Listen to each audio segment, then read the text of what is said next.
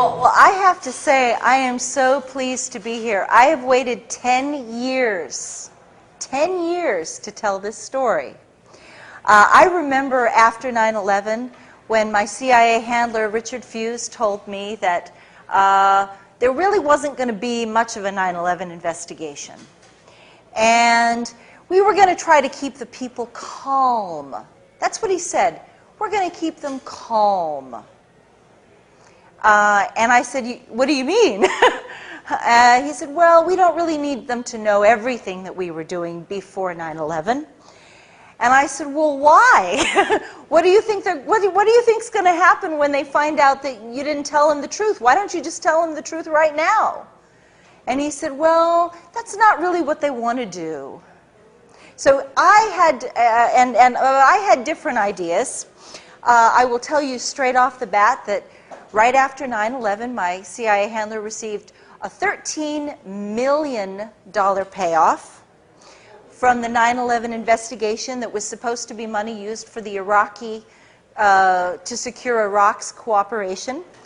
And I ended up getting indicted on the Patriot Act. I was the second non-Arab American ever indicted on the Patriot Act after Jose Padilla.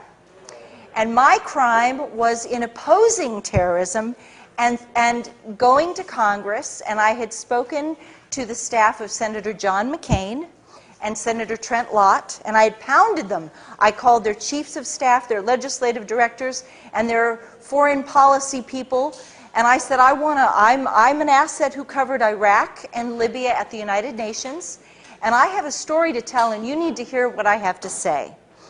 And within 30 days, I am not making this up, this is actually, thanks to the Patriot Act, all of my phone calls to these offices are taped by the FBI, so I can actually prove that they occurred. And I have the dates, I have the actual phone conversations on tape. And within 30 days of those conversations, I woke up to hear the FBI pounding at my door. And I got up out of bed and I looked out the window, and there are men in flak jackets in my porch. And I opened the door, and they come into my house, and they're like, Ms. Susan, and the FBI agent is shaking. He's shaking. And he said, you are Susan Lindauer, you are hereby notified, you are under arrest on the Patriot Act. And I said, what? You have the right to remain silent, anything you say, etc., etc. He read me my Miranda rights, and I was just like, what are you talking about? I'm making coffee. You know, I'm not a bank robber, I'm not a drug dealer, I'm not a murderer. I haven't broken any laws that I can think of, and I have no idea what you say that I've done. He said, well, your attorney will explain it to you later on. Okay? Okay.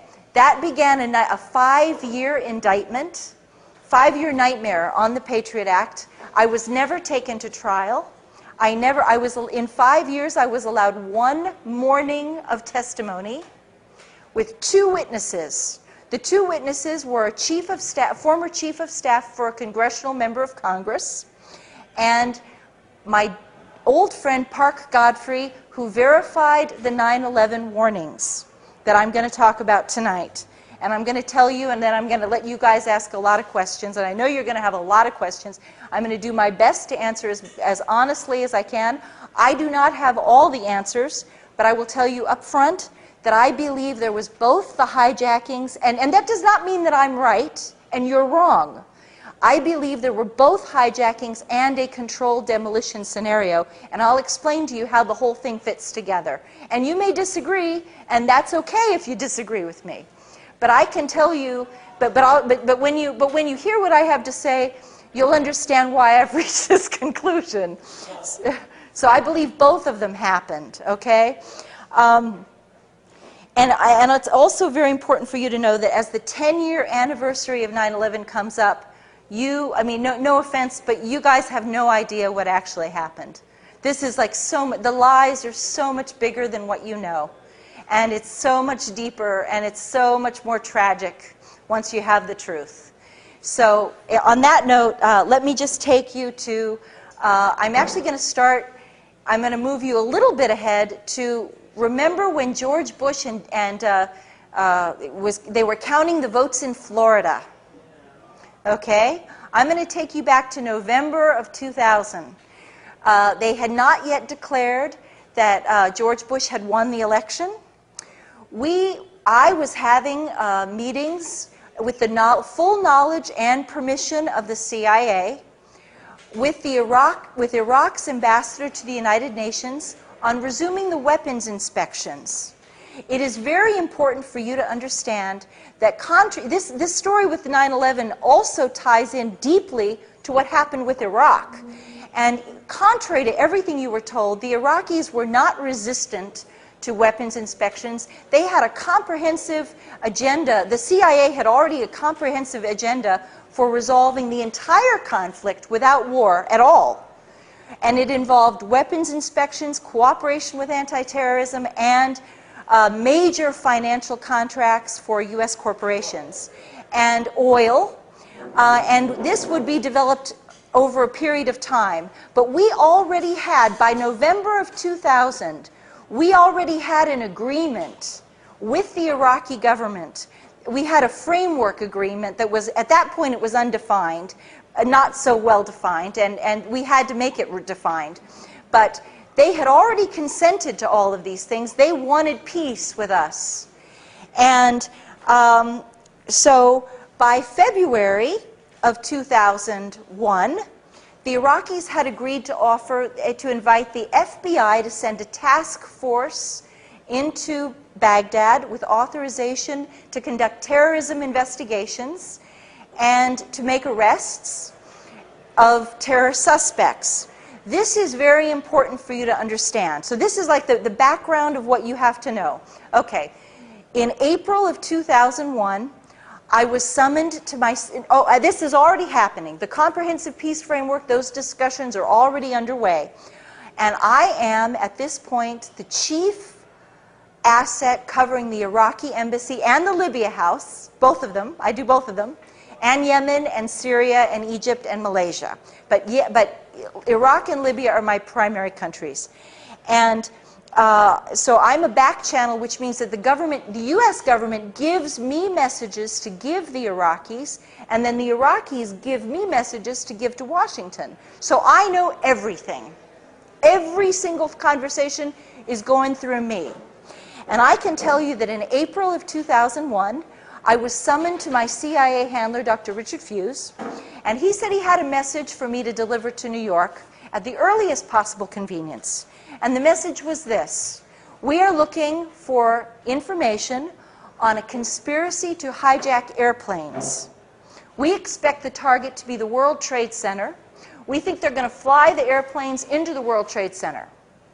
And we want the Iraqis to provide it's called actionable intelligence. Actionable intelligence is a name, an airport hub, a flight number, something that's going to help us identify who they are, where they're meeting, what their nationalities are, anything like this. And he says, he gives me a message, and he says, we want this information, and I want you to tell the Iraqis that if they fail to give us this information, and if it is later determined that they knew the information and they did not give it to us, then the United States is prepared to go to war with Iraq. Okay, this is April of 2001. Well, I went up to New York, and I was we were in the middle of these great negotiations. We already had an invitation. From February of 2001, we have an invitation for the FBI to come to Baghdad. So I go up to New York. I'm very pleasant. I'm very polite. There's no reason to be nasty with these people. They want peace. I say, hey, could you please send a message to Baghdad? We'd like this information. If you come across anything, Saddam had been one of our best sources on terrorism throughout the 1990s. Iraq hated terrorism because they believed that they hated Islamic jihadis. He did. Whether you like Saddam or not, whether you hate Saddam or not, he hated Islamic conservatives. He was convinced that they would take advantage of the crumbling of authority in Baghdad under the sanctions, and that they would then try to overturn his government, and the poverty of the people from the sanctions would fuel this problem, would help overturn his government. So he wanted to help us at every turn keep these people, from becoming too powerful. Okay, and so we knew this. So when I go to New York in April of 2001, I'm very friendly, and I say, hey, look, could you send the message to Baghdad? Let them know we're looking for this. Thanks. And the message from the Iraqis in April of 2001 is, hey, send the FBI. We've already agreed to send we've already invited you to send the FBI. Come on. Tell them, just bring them on. Sure. Wow, you didn't know that, did you? Okay, so I go back to Washington, and I get a phone call from Richard. He said, come down to my office. I want to hear what they said. I go down, I said, oh, I was real polite. Yeah, I gave him the message, sure. He said, I didn't tell you to be nice. I told you to tell those, this is going to be on television, right? This is going to be like, okay, well, I'll soft pedal what he said. He was like, you go back to, you stupid goddamn blankety. I told you to tell those SOB MFers, God, GD, blah, blah, blah, blah, blah, screaming, circling me around his conference. I'll never forget it. Circling his conference desk, ranting and raving, waving his arms around. He didn't do that very often. He does not have that kind of personality. He's a very calm man, and he feels that if you're really angry at somebody, then the more calm you are, the more dangerous you are. That's CIA. He's old school CIA. Okay, so he's screaming now. And I go back, he's like, you go back to New York and you deliver the message exactly the way that I told you to deliver the message. And I said, well, Richard, I don't want them to think I'm threatening them because, I believe in like negotiations and conflict resolution. He said, no, I don't want them to think you are threatening them. And he said, I don't want them to think I am threatening them. I want you to tell them this threat of war originates at the highest level of government, above the CIA director, and above the Secretary of State. That it would be three men: President George Bush, Vice President Dick Cheney, and Secretary of Defense Donald Rumsfeld, and no one else. Those are the three people who are threatening war. And I want to be really clear about the message that I was ordered to give them. We demand that you turn over any actionable, any fragment of intelligence outlining a conspiracy involving airplane hijackings and a strike on the World Trade Center. If you withhold this information, if we discover that you have withheld this information and the attack occurs, then we will bomb you back to the Stone Age. You will be bombed harder than you've ever been bombed before. You will be destroyed. You've never been hit the way we're going to hit you now. Okay, so I went up and I delivered that message. This is May of 2001. In June and July, practically every single week, my CIA handler, Dr. Richard Fuse, and I talked about 9/11. And it was very clear that the intelligence community was being prepped for two things. One, to expect airplane hijackings. Now, I have to be honest with you, because I know a lot of you are interested in the controlled demolition. They prepped us to expect the airplane hijackings. They told us about it. Like my CIA handler demanded that Iraq had to give us this, and they insisted that if it happened, there would be dire consequences. Now, what you're going to see in my book, and we have more copies of my book outside. We've got more here too. There was something else going on that summer that was really beautiful. This peace framework that we had been working on was magnificent. It was turning out just glorious for a peace dividend. The Iraqis were now offering the weapons inspections, which of course the United States had very rigorous standards for the weapons inspections. Iraq was offering cooperation with anti-terrorism to allow the FBI to go in. And Iraq started to offer a lot more. A lot more came on the table. By June and July of 2001, Iraq was offering the United States preferential contracts. Now think about the economy today. Preferential contracts for the United States corporations on telecommunications, healthcare, hospital equipment, pharmaceuticals, transportation. Iraq offered to buy 1 million American manufactured automobiles every year for 10 years. Think of what that would have done to the economy. Yeah. Think about non-dual use factory production. And all of this was because the CIA was like, you know, if we're going to give up these darn sanctions, we're going to we're going to take a pound of flesh with it. They had no, you know, and whether you like the CIA or not, and most of you, 99% of you don't like the CIA, I realize that, of course. But the CIA was doing what it's supposed to do, whether you like it or not. They were taking care of what is in the best interest of the United States government, with the best interest of the United States economy, and they were not going to let Iraq punish the United States. And I hated the sanctions. I was doing this because I hated the sanctions. I was doing it because I thought, because they had destroyed education, they wiped out literacy in a single generation, they destroyed the hospitals and the healthcare system. Iraq performed the second heart transplant in the world, and we wiped them out. Okay? 11,000 people died every month.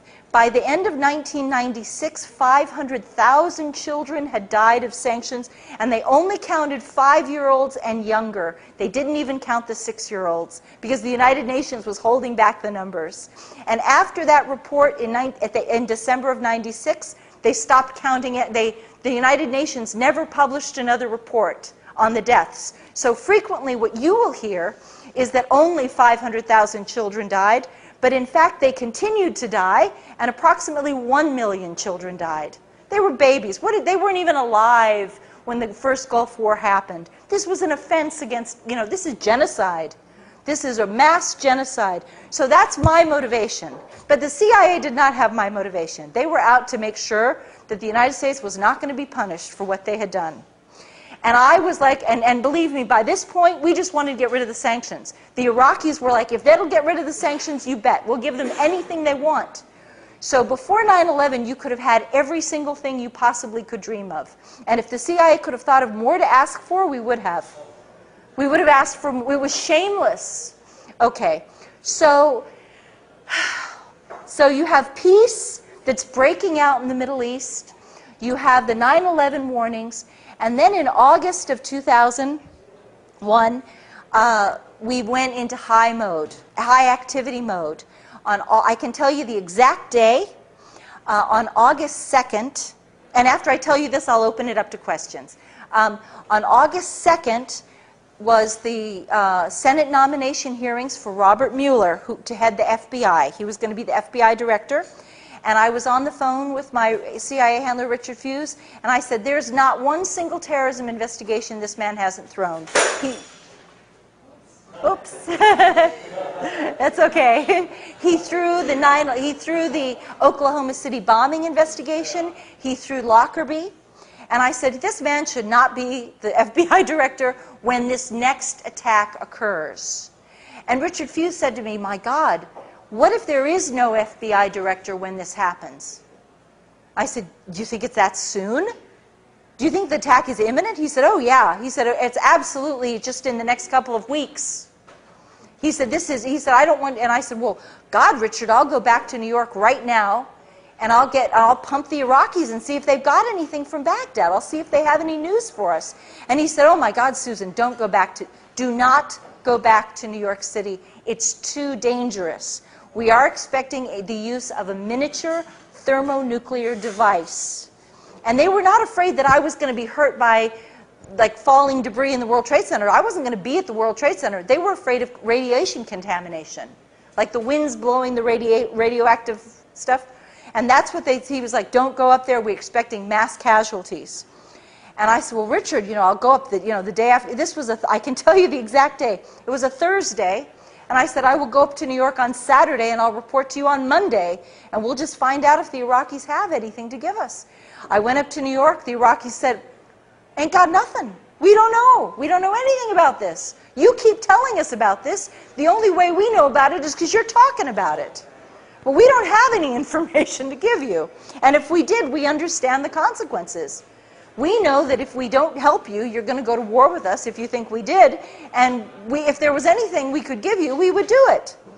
So I go back and I report that on August 6th. On August 6th, there is a memo to the president telling him that this is a high security threat, that it is an emergency level, that it's imminent. Okay. At my meeting with Richard Fuse does something very important. He tells me that because of my direct contacts with Iraq and Libya, I should be the one. I am perfectly positioned, because everyone likes to think that Iraq and Libya are involved in terrorism to begin with. I should be the one to contact U.S. Attorney General John Ashcroft's office. And I should tell them that we're looking for what's called an emergency broadcast alert across all agencies, seeking any fragment of intelligence involving airplane hijackings and a strike on the World Trade Center, identified specifically. And I make that phone call. My conversation was refused as August 6th. Probably August 7th, August 8th, I call them. And immediately I talk to I have a private phone number. See, you guys couldn't get this number, but I have it, okay? I have the number inside the Attorney General's office. I'm not calling a switchboard. I'm calling his private staff, okay?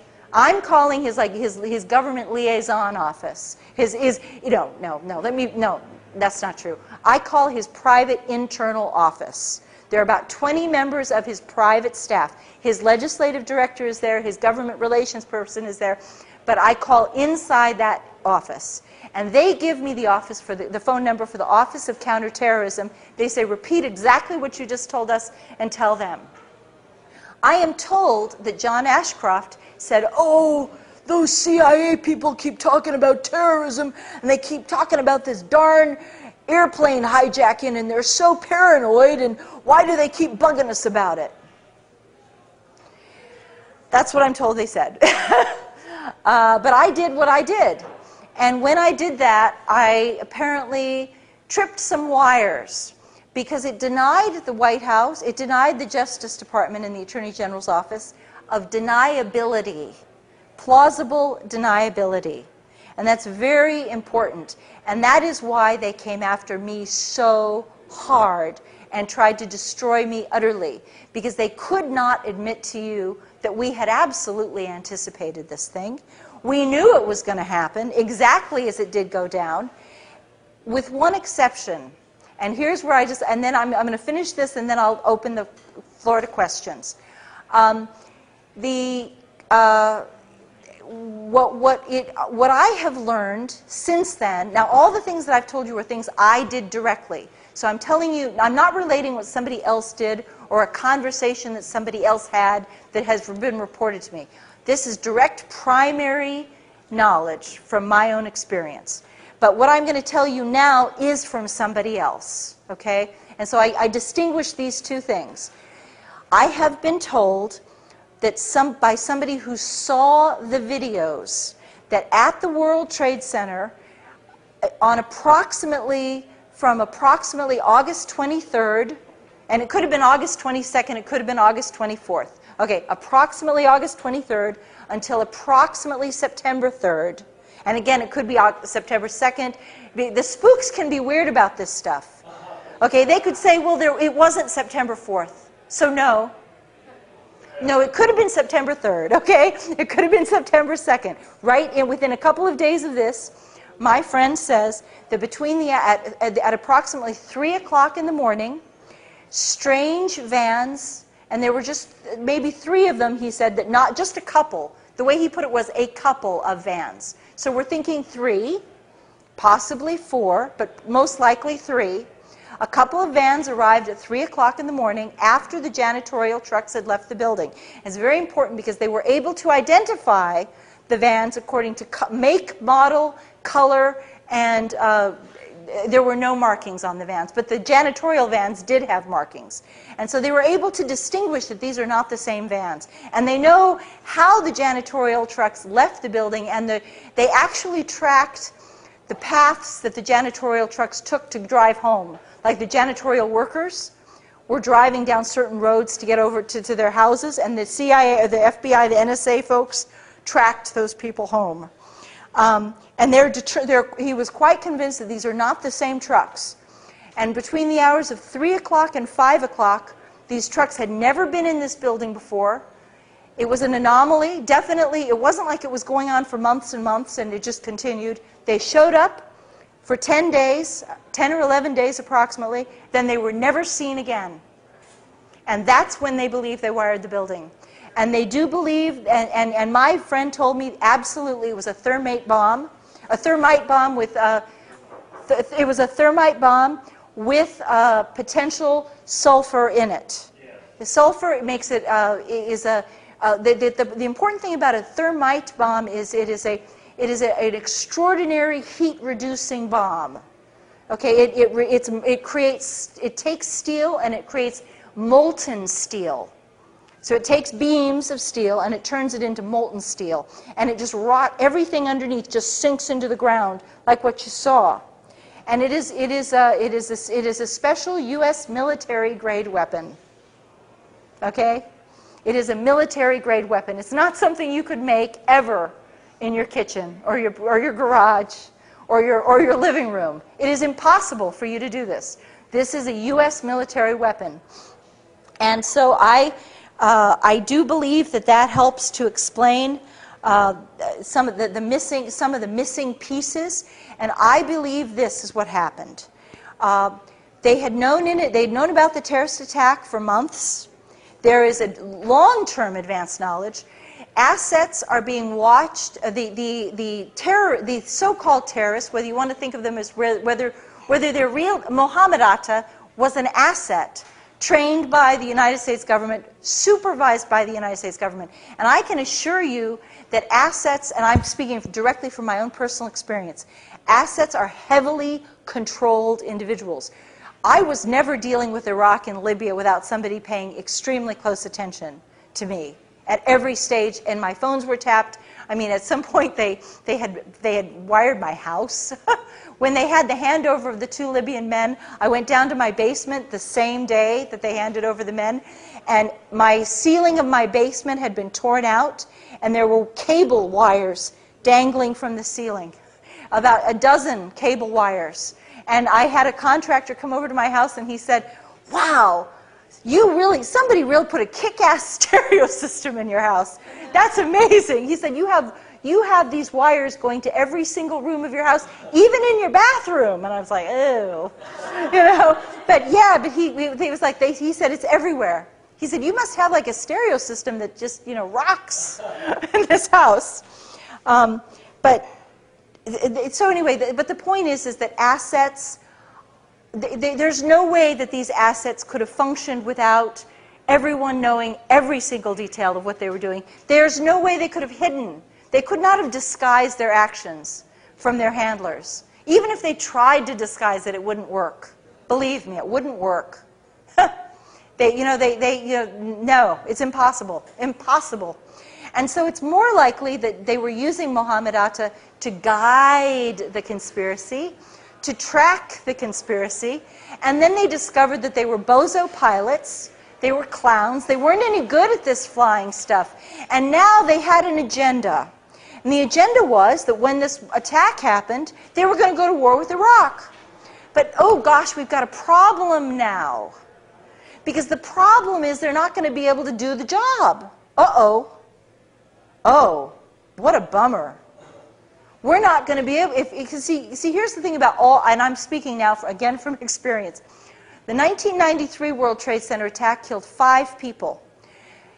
The bombing of the USS Cole killed 12 people. And once the smoke clears and the catastrophe, the chaos is over, and the noise is done, it's pretty, it's like, it's all, there's not a lot of damage that would certainly not enough that would allow a government, a pro-war cabal, to throw itself into a new war with Iraq, which they wanted to do. They'd already decided to do it.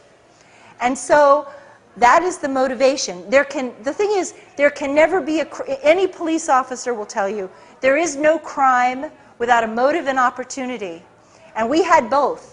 So it's not like they just spontaneously wired the World Trade Center. They knew it was coming, and they wanted to make sure that they had maximum damage when it hit. They knew they were going to use the airplanes as the cover to demolish the building. So it's not, a lot of people in the 9/11 truth community have gotten kind of, at first, when I first broke this news, they were like, a lot of people attacked me, and they said, you're saying there were airplane hijackings. No, there was a demolition. And I'm like saying, no, there's both of it.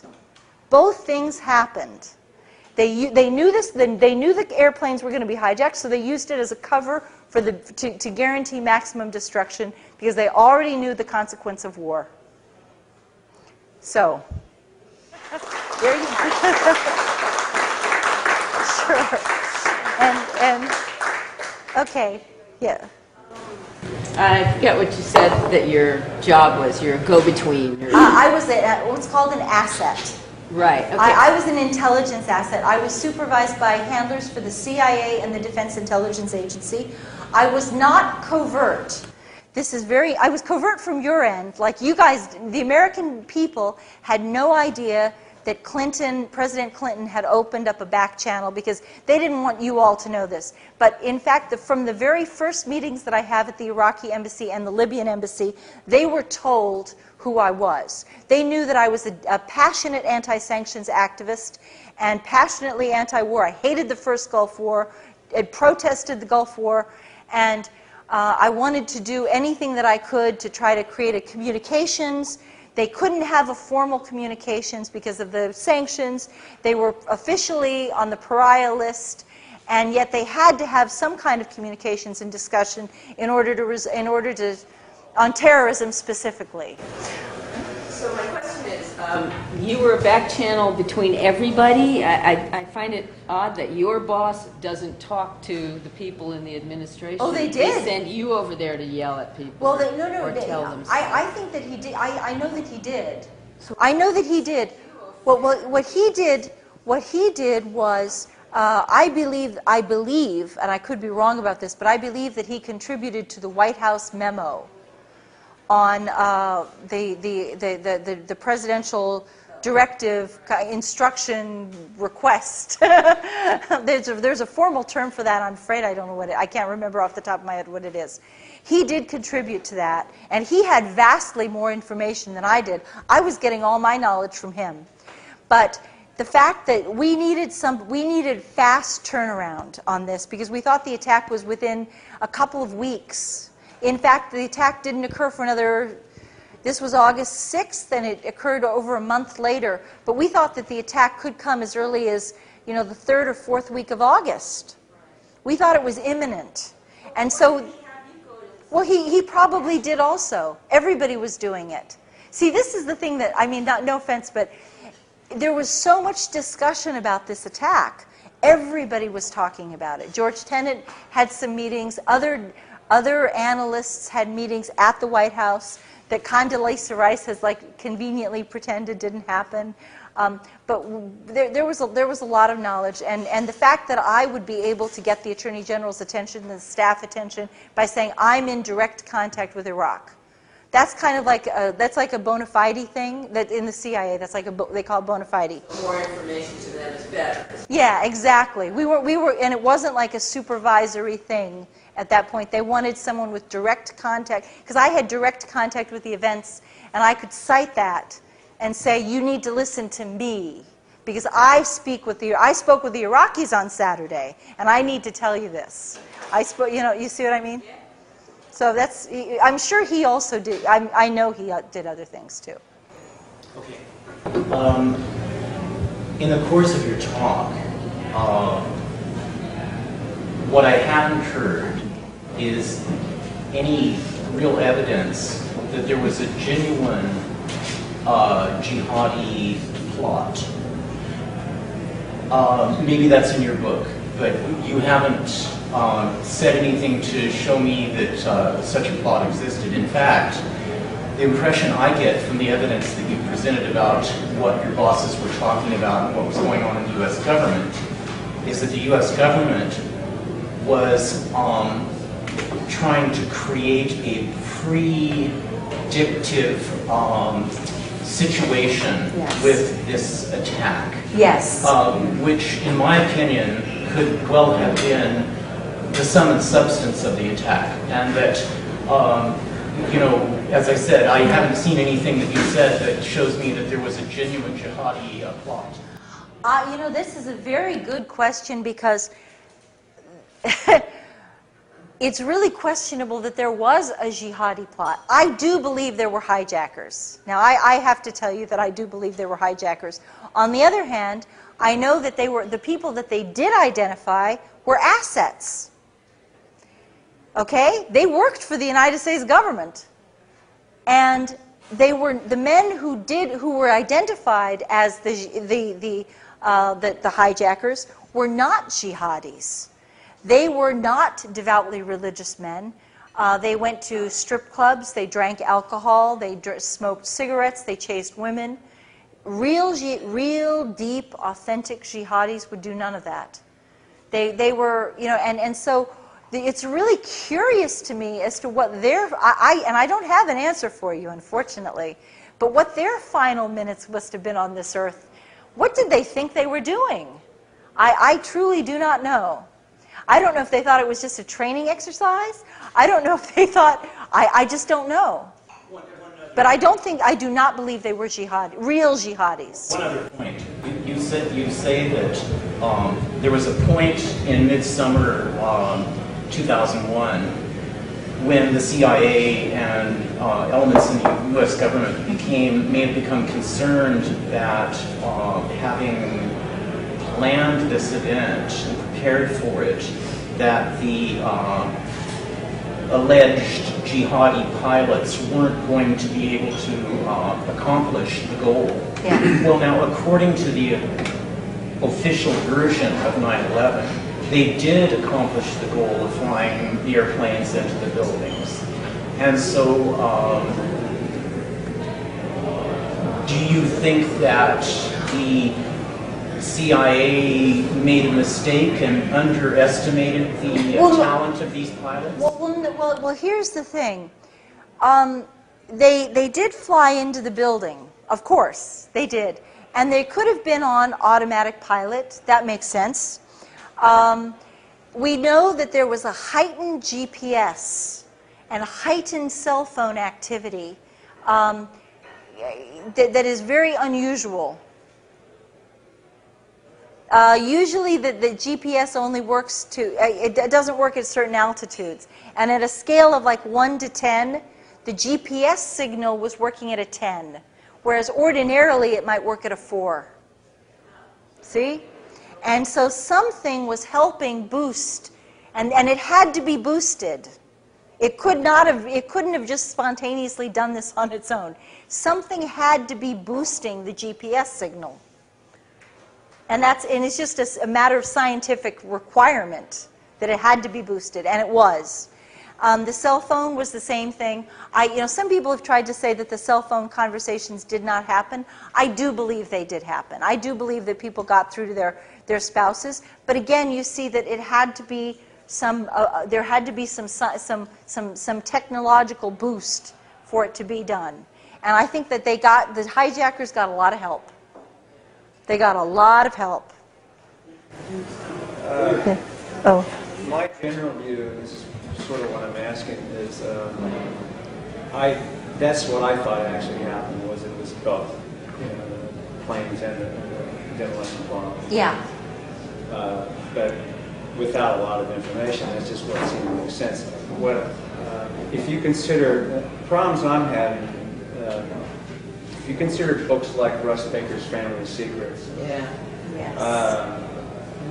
Andy Jacobson's Area 51 that just Yes. came out recently, Mm-hmm. and the last one I just read was Naomi Wolf's The End of America. Yes. And Good. Yeah. well, I mean, it's just so relevant. So, how can you expect us, knowing the corruption of moral character, is what I believe it is. I think fundamentally where we're at is a spiritual crisis, in essence, the big picture. Yeah. And so I'm sort of interested in you in part of that, because I'm sure there are people that are dedicated in the CIA that are very trustworthy. Well, I'm trustworthy in the sense that their motivations are clear. But I think overall, considering all the torture and the long history that it's had, and you can't believe anything. Basically, you can't. You just don't know. There's so much spin with it. Yeah. And I'm not saying there's not dedicated individuals. I think there are. Sure. I don't think everybody's black and white. Sure. So, what I'd like to get from you in part is first of all, your picture of the big overall, what's what's the primary motive? You said the war, but who? I mean, what is the big picture? Who are the big honchos at the top that are directing? Well, I'd like to answer this on a couple of levels. First of all, the CIA has a long track record of doing false flag operations on itself. And one of the reasons that I may be more trustworthy is that I was an asset, not a CIA director. My CIA handler received $13 million tax-free. Didn't even have to pay $1 in taxes. Is that not the sweetest thing you've ever heard in your life? From the 9/11 investigation of emergency appropriations that were intended for the Iraq to secure Iraq's cooperation. And he took the money, and you've never heard him speak. And when I was under indictment, my own CIA handler refused to speak to my attorneys for 5 years. If he had spoken to my attorneys at any time at all, we could have ended my indictment entirely. But the other thing is that the reason you should trust me is because I paid for this. I was locked up in prison on a military base for a year, and I was held under indictment for 5 years. And the government was so, if you do a little research on my story, you'll find the government was so threatened by what I was going to say that they actually argued this is like a record. There's a history of this. You can confirm this.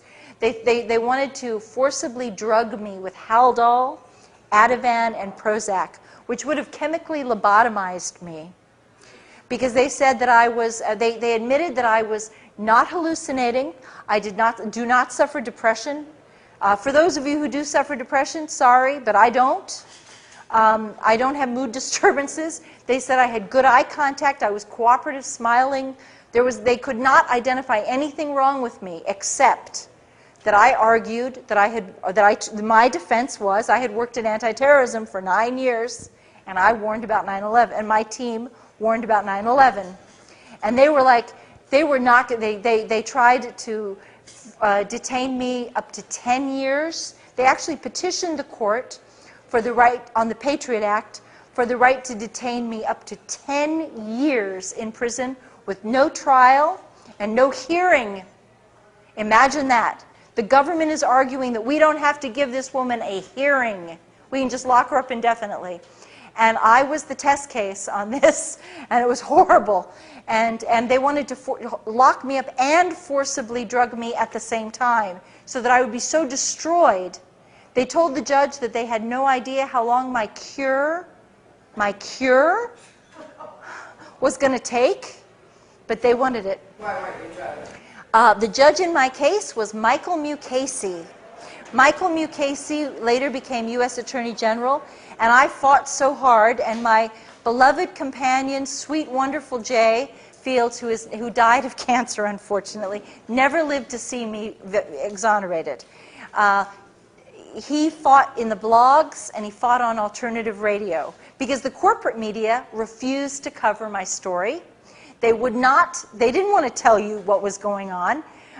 They said that they implied very strongly that I was a religious maniac. And I do believe in God, and I have a spiritual life, yes, I do, but I'm not a religious maniac. I guess a religious maniac would be someone like the Elizabeth Smart rapist, kidnapper, who went into court and was like spouting religious stuff and was standing up and singing hymns in court, stuff like that. They wanted me to. Yeah, it was, and when they realized that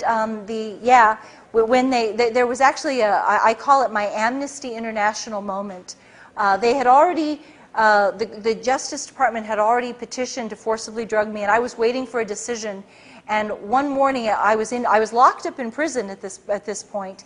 I had been held on Carswell Air Force Base for 8 months, and then I was moved to the Metropolitan Correctional Center in New York for 4 months. And one morning, at 5:30 in the morning, the guard wakes me up, he shakes me, he said, "You're going to court today." And I'm like weeping. I'm thinking that they've got the decision and they're going to like send me back to Carswell to be drugged, and I'm hysterical. I was absolutely hysterical. And I get into the courtroom, and I'm in a holding cage that's about the size of this table. And they come in, my attorney comes in, and he says, oh my God, someone has started a blog on your case, and people are writing your judge. They're writing Judge Mukasey, you got to tell your friend to stop doing this. I was like, never, no, no way. And I was like, we are, and literally I grabbed the bars, I was like, we are never going to stop. We are going to fight to defend this Constitution. You are breaking the law, and we are never going to shut up until this is done. You can tell that crooked prosecutor that he can just go to hell, because we're going to keep talking until, you're never going to shut me up now. This was a mistake. This was a huge mistake that they did this to me. And we went in, and the judge was like, so. And at that point, Jay had published psych records. After my arrest, I had been ordered to have this actually saved me. I had been ordered to attend weekly psychology meetings. I had never had any psychological problems, and I had a year's worth of documentation saying that I suffered no mental illness, no depression, no psychosis, no mania, no nothing, no mood disturbances. And these are in the back of my book, so you can actually look at this stuff for yourself, and you can see the papers with your own eyes, and you can read them. The judge was like, well, this is extraordinary. You're telling me this woman is incompetent and she's suffering from this grave mental illness, and yet she has all these records which are on the bloody internet. Why are these papers not in my courtroom? And the judge was like, this is just not going to happen. And at that point, I was saved, because the judge was like, this woman is not cooperative. If I had been cooperative, they would have done it. If I had been passive, they would have done it. But I'm a fighter, and they still wouldn't give me a hearing. And I know how to fight. I'm an activist and an asset. Believe me, I know how to fight. And it was like the Patriot Act was so hideous, so big, so powerful, that there was nothing that they were going to let it break through. But Judge Mukasey also did the financial case on the 9/11, the insurance claims for 9/11, for Larry Silverstein, who went to his synagogue. They both attend the same synagogue. Yeah. Cozy. Very cozy. Did Muhammad Atta willingly sacrifice himself, or didn't he know what was going to happen to him? I do not know. I do not know. See, I wonder about all these things, because I wonder if they thought that it was like a practice, or if they thought, this was just like, I do not know the answer to that. It's like, it's fascinating to think what they must have thought. Many of there were foreign newspapers that reported that many of the hijackers are still alive. Yes. I think 6 or 7 of them were reported. One is a pilot for the Saudi Arabian Airlines. I believe one lives in Los Angeles. So there was all this, and then there was the report That's that true. Mohammed, so it doesn't make sense that there were these hijackers that hijacked planes. Obviously something is wrong with this story. Yeah. These people are still alive. I wonder though if it was those. Yeah. I don't have as an asset. This may frustrate. This is probably going to frustrate you. I'm trained to stop where I have. It's very much compartmentalized, and there are certain things that I know from my own direct personal experience that I can tell you, and then there are other things that I'm taught just to draw a line. And it may drive you crazy, but there's some things that I cannot answer because I don't know. And as an asset, I'm told to stop, and to always distinguish what I actually know from what I don't know. And that's one of the things I don't know. Sorry, but I do believe there were hijackings. But to hold on to the story that there were hijacking. Well, I do believe hijackers alive. I don't know this. Well, but we don't necessarily know who the hijackers were. We also have other information that some of the serial numbers of the planes were located several years later, as the planes are still in existence. So there's a lot of really very sketchy, strange. Very strange. There's a lot of strange. And then that plane that went down in Pennsylvania with no plane parts. That was shot down. No plane parts anywhere. There was a plane that was shot down, and I know that there was a pilot who shot down one of the airplanes, and he is locked up in prison in Florida right now. I don't know. I could get it for you. I will get it for you. I'm sorry, I've been told his name before, and I'm actually doing a radio interview with Michael Herzog tomorrow, who's the one who told me about the guy. And I will get that information, and I will pass it to our friend over here, and we'll get that to you. Because he needs help. The last I heard, he was still in, it could be that, I hope he's been released, but the last, and he may have been released by now, but the last I heard he was still in prison, and if he is still in prison, it'd be awfully nice if you guys could help him. Who's to gain, who's to lose? Well, I believe, I mean, the tragedy was that it was so, before 9/11 ever happened, they already knew about this peace framework. And they already knew that they could have, the United States would receive no punishments at all or no punishments. They would not face any problems because of the years of support for the sanctions. The Iraqis wanted the sanctions off so badly that they were going to give the United States everything that they could have wanted. So this is even going on before 9/11 happens. And they were going to give them, 1 million American-made automobiles every year. Telecommunications, that would be satellites, phone, TV, the CIA could have been, snooping through all the Middle East phone conversations. It was crazy what they lost. Healthcare, hospital equipment, pharmaceuticals, just on and on, just amazing things. Oil. Yeah, they could have had everything, even oil. And the only group that wasn't going to benefit was the military-industrial complex. Because this would have been peace. This would have been a very prosperous peace. Believe me, the CIA was driving a hard bargain. Anything that we could think to add, and I have to say, again, I'm anti-sanctions, so I know that a lot of people would say, well, that's not fair to do to the Iraqis, and I agree with you. I agree with you. But it was what the CIA wanted, and they were going to have every single thing that they could think to get. And they wanted, and at the same time, we all knew that it would have to be tremendous to appease George Bush, because he was out for, the Daddy Bush fantasy, this delusion. It was a delusion. But the one group that was not going to benefit was the military-industrial complex. And they were going to be the big losers in this whole thing. They were not going to be able to have their wars. They were not going to be able to sell their military weapons systems. The $400 billion, we wouldn't need all for this equipment or that equipment. They wouldn't need any of it. And so they were the losers, and they were just too powerful. Okay, this isn't actually a question, but a brief comment. Okay.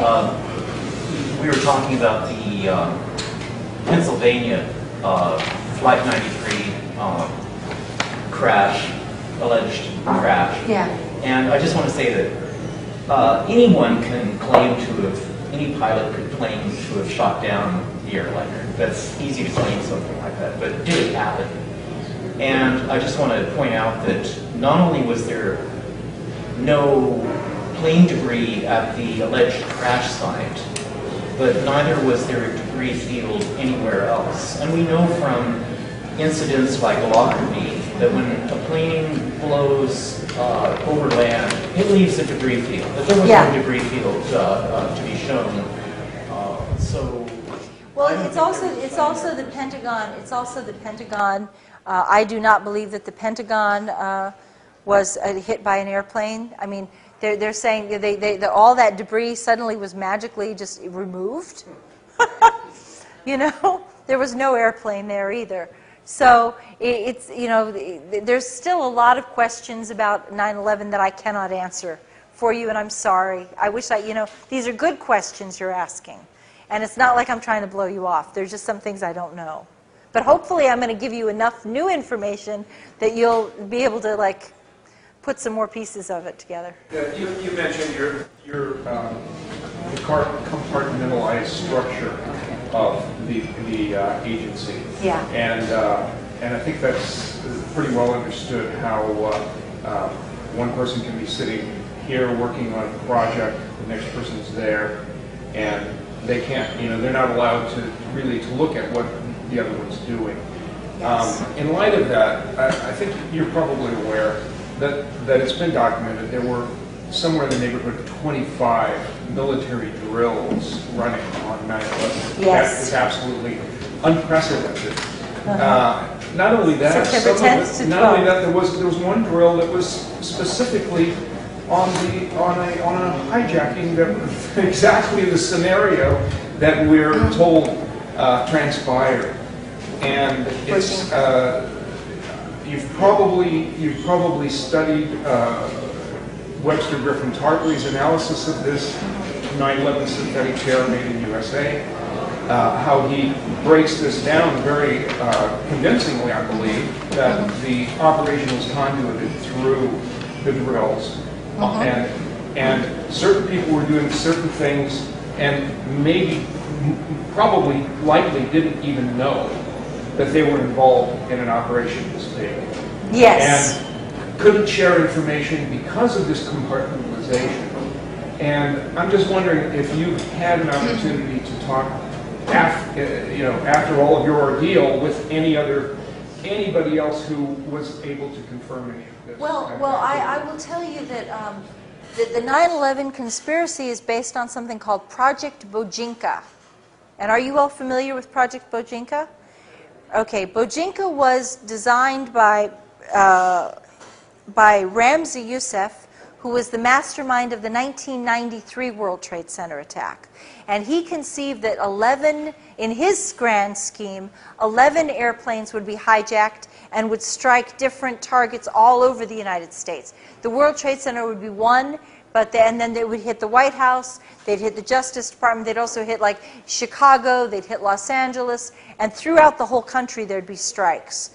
And the military discovered this when they found, or the CIA discovered this when they arrested Ramzi Youssef in the Philippines in 1995, and they found the blueprint for this 9/11, what became the 9/11 attack, on his computer. Okay, and he called it Project Bojinka. And at that point, the military began to run simulated counter strategies for what you would do if there was an airplane hijacking scenario that was attacking various targets throughout the United States. And one of the targets was the Pentagon. And then the Pentagon said it was too outrageous that nobody would actually attack the Pentagon this way, so maybe they should drop the Pentagon scenario, so they did.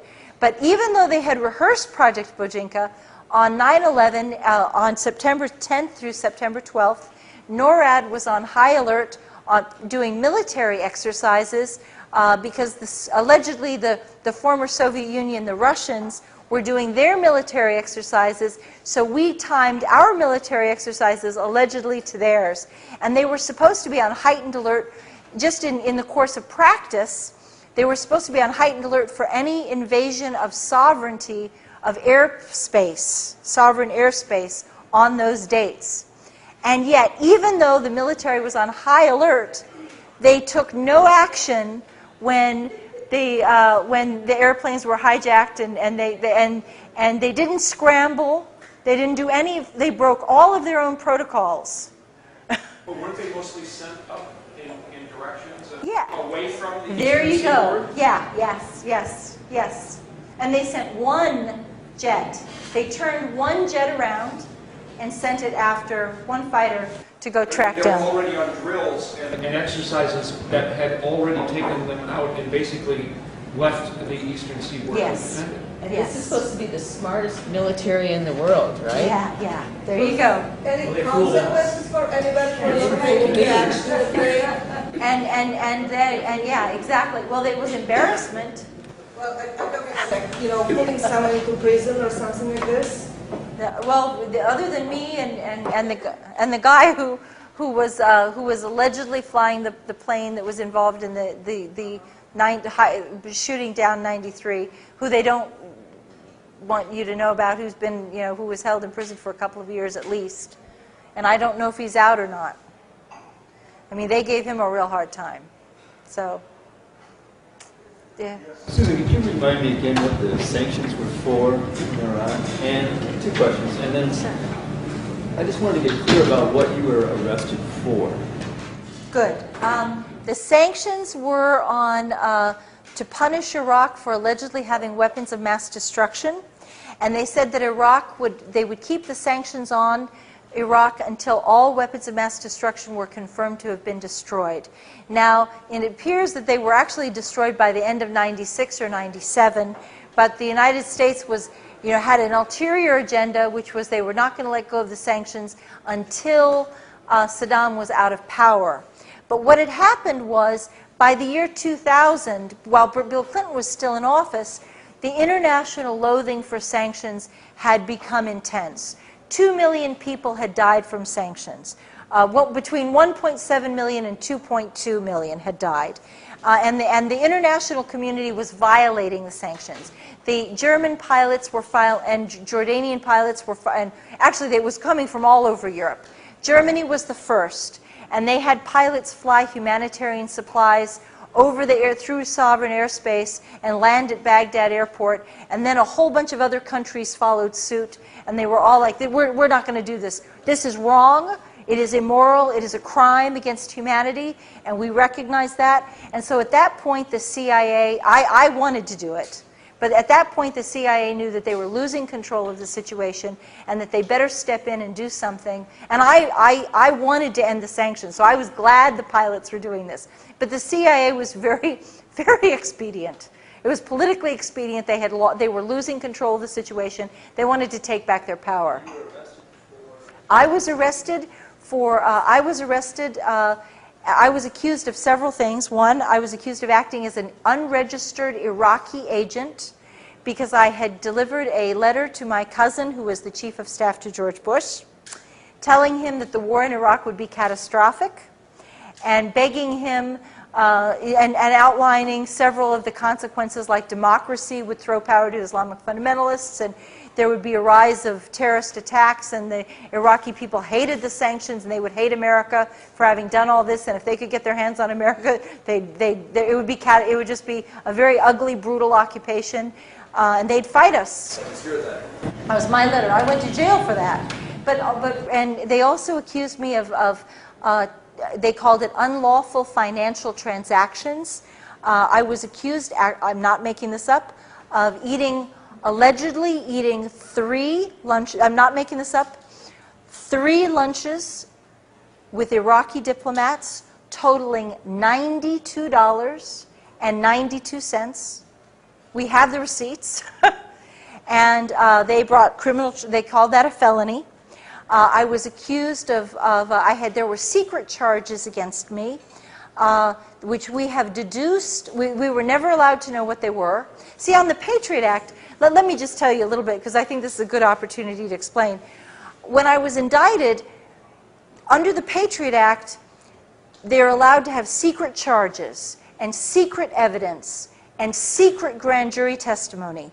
This is very much, the Patriot Act is modeled on the pretty much verbatim, in many page upon page, identical to the old communist criminal, let's see, I guess it's the Soviet, let's see, there's a long name for it, the Soviet Criminal Act, which set up the KGB apparatus and allowed people to make make accusations against their neighbors without identifying themselves. And it set up the whole Gulag system.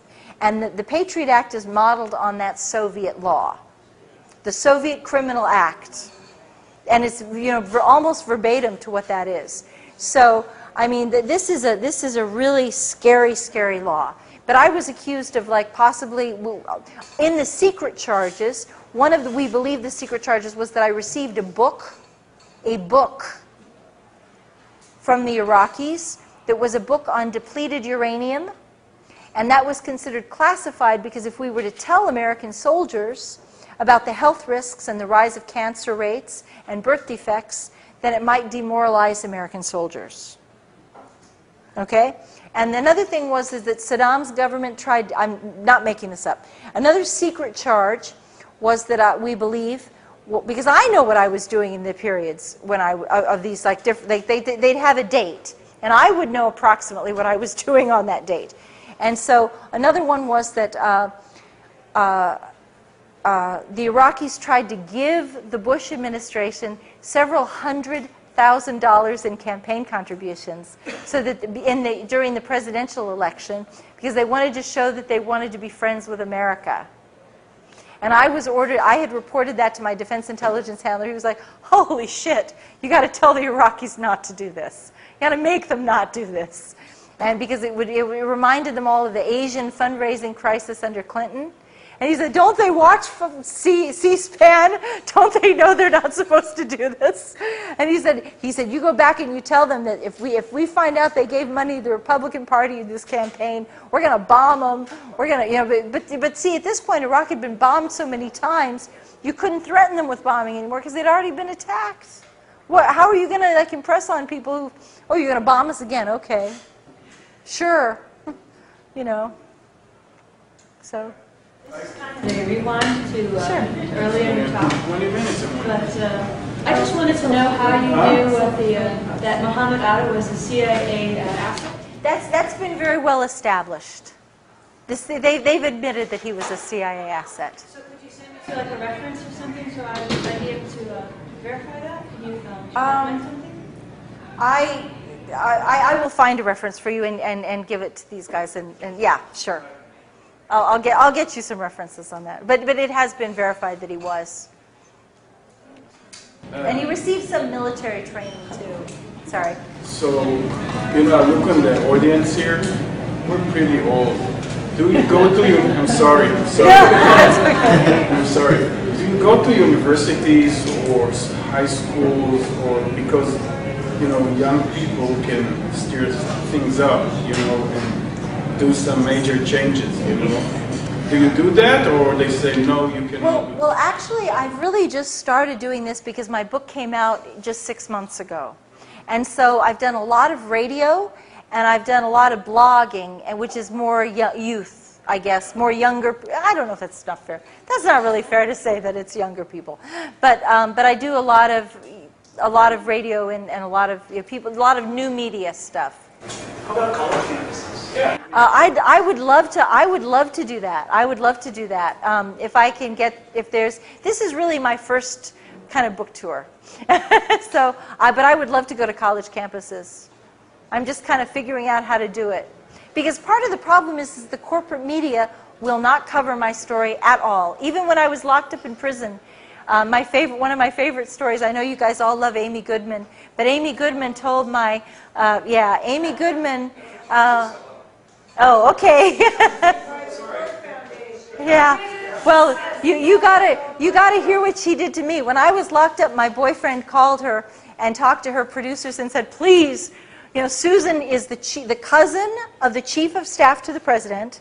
She covered the Iraqi embassy. She warned about 9/11. She's locked up on a military base on the Patriot Act, and they're refusing to give her a hearing.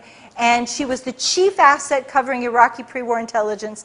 The government is saying that she's incompetent, and they're saying that that assets were incompetent, and yet she's accused, and he gave her the letter, the Andy Card letter, and said, she wrote this letter, and she turned out it was right on all fronts, and couldn't you please interview her? Couldn't you do a story? Please help us. And you know what she did? She said, well, maybe her attorney thinks this is a good strategy. We wouldn't want to upset things for settling the case. She's been told to stay away from the story. Yeah, but she did. She took it, she did it herself, and she's to blame for it. And I will tell you, I will never forgive Amy Goodman for that. And my boyfriend was like in tears. He was weeping. I mean, he was a retired Navy guy. And you guys, Navy guys don't, I mean, men, he's like, some men don't cry. He cried. He broke down in tears. And men, it's hard for some men, not all men, some men cry.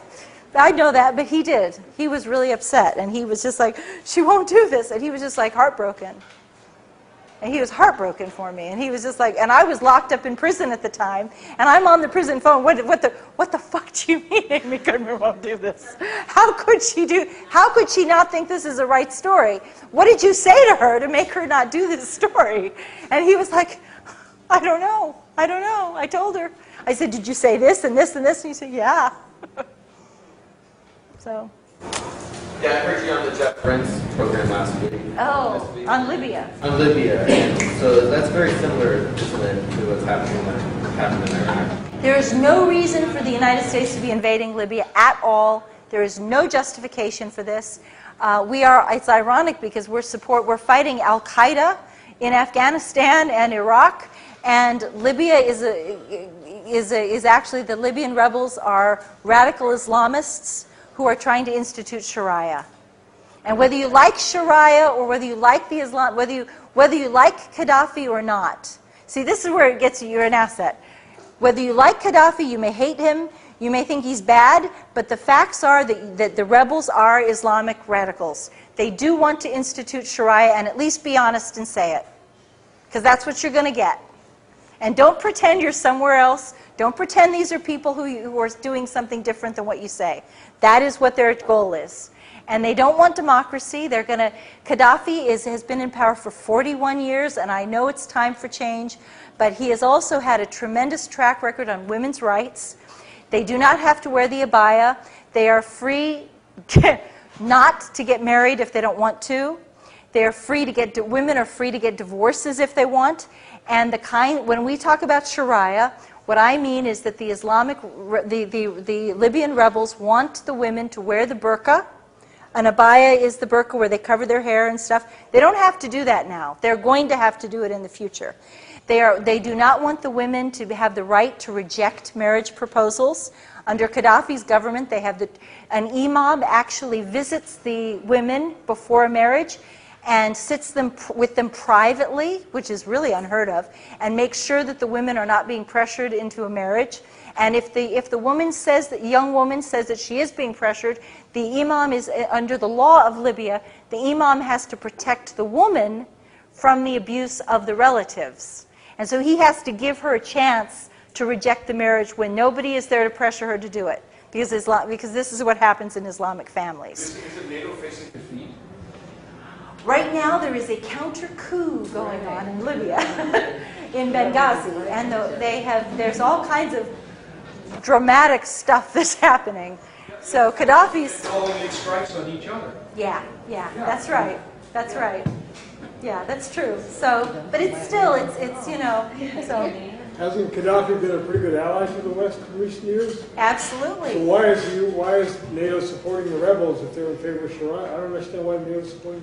It is very interesting. Gaddafi has Libyan oil costs $1 per barrel to produce, and the United States had preferential contracts already. The United States and France and Britain all had. They could take as much oil as they wanted, and most of the oil does not come to the United States. It does, however, go to Italy and France and Britain. So it's a major source of European oil, and yet what Gaddafi was doing was, Gaddafi also has gold. And I think it's very interesting that we have this major financial crisis, and now we're attacking a country that has both oil and a huge private reserve of gold on its own land, and like 500, I would have to double check this fact, but it's like 500 tons of gold in its bank vaults. 143. I stand corrected. 143 tons of gold, correct? Something like that. And we're trying to take their gold and their oil.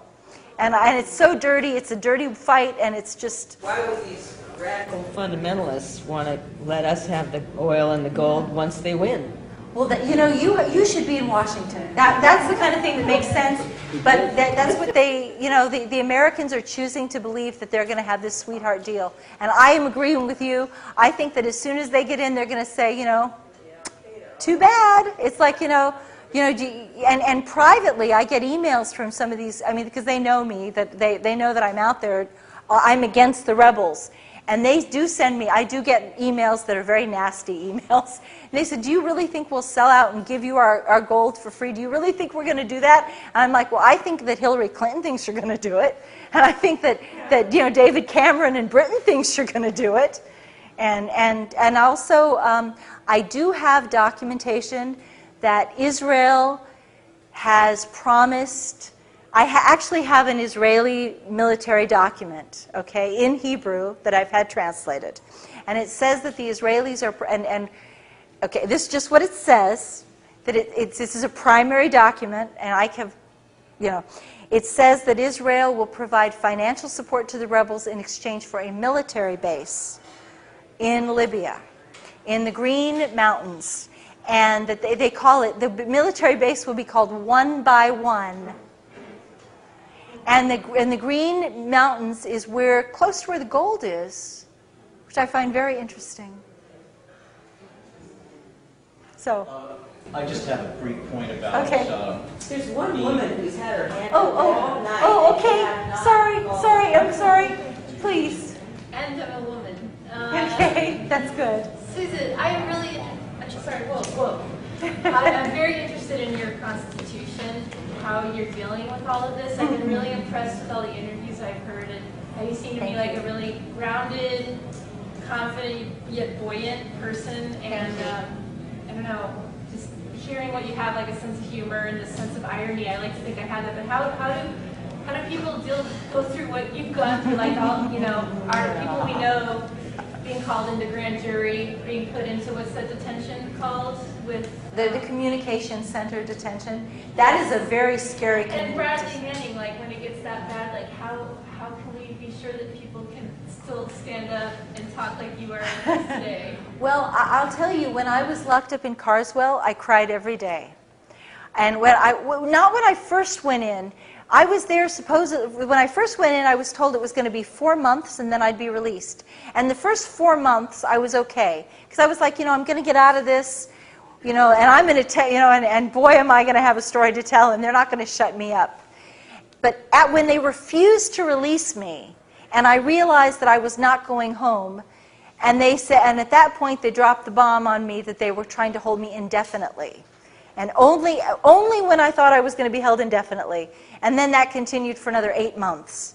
I became absolutely terrified out of my mind. And I began to have very serious post-traumatic stress. Well, you were saying you hadn't gone through depression before, and I was just wondering how. I went through deep anxiety, and I was just, it was like my blood pressure was, the stress level was like, it was like a war. A constant war. I was so frightened. I actually colored my hair. Okay? My hair actually went white. And it did. It went white. So you had contact with people you needed to have contact with? No. And I'll tell you something. I was locked in prison, and they would not let at that point I had a public attorney who made no effort to get me out.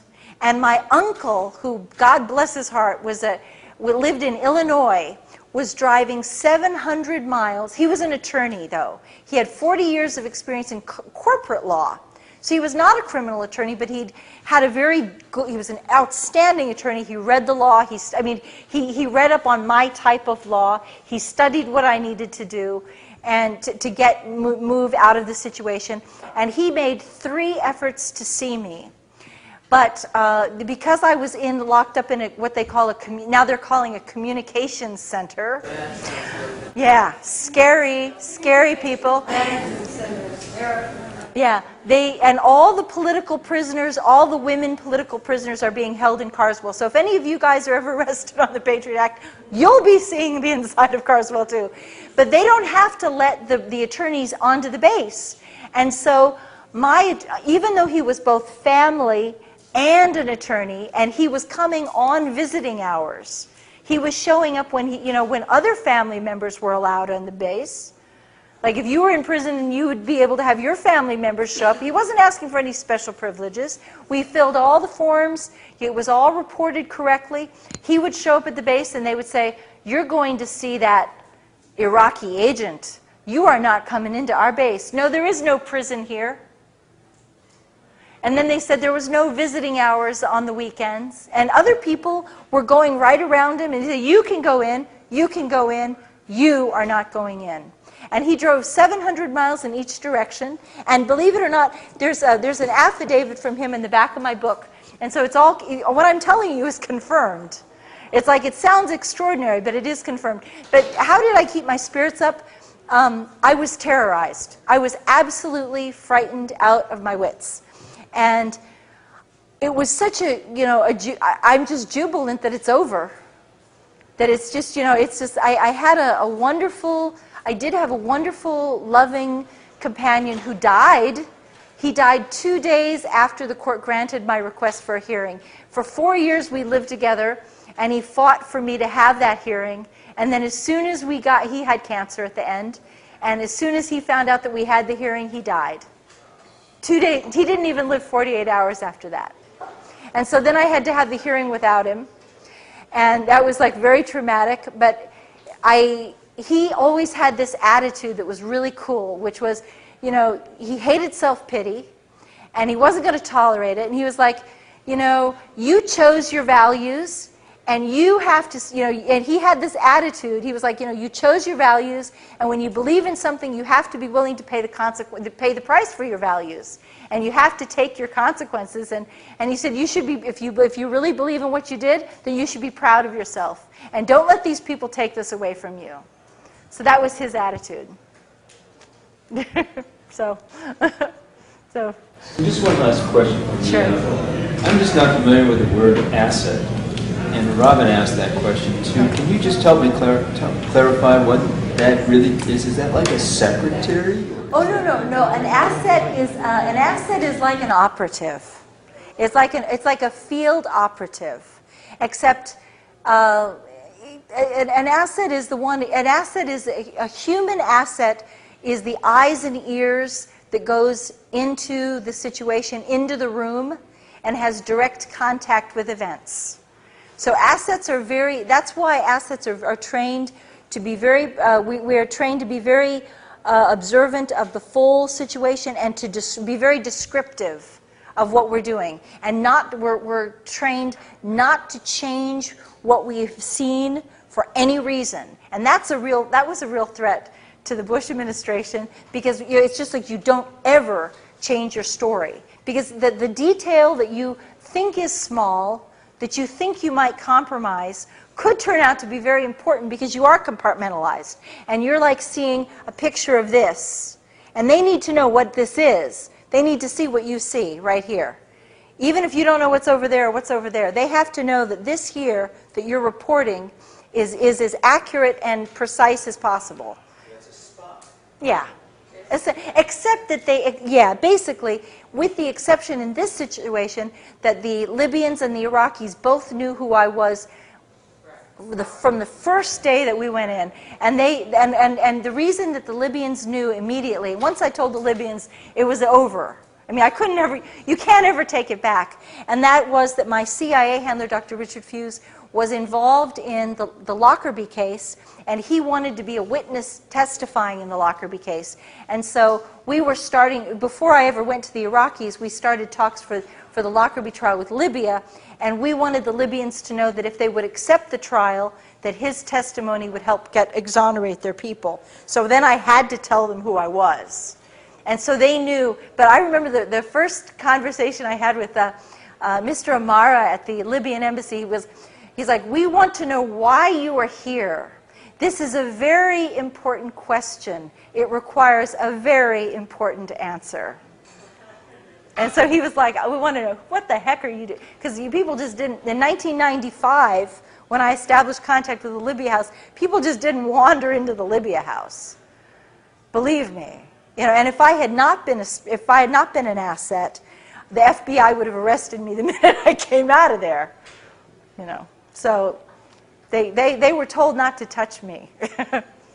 So after you were locked up for a year, and then it was 5 years total that you weren't allowed to say anything? Well, 5 years I was under indictment. Okay. So when you're under indictment, anything you say can and will be used against you in a court of law. However, what they had done was very clever, because when I was released from prison, the corporate media told everybody I was crazy.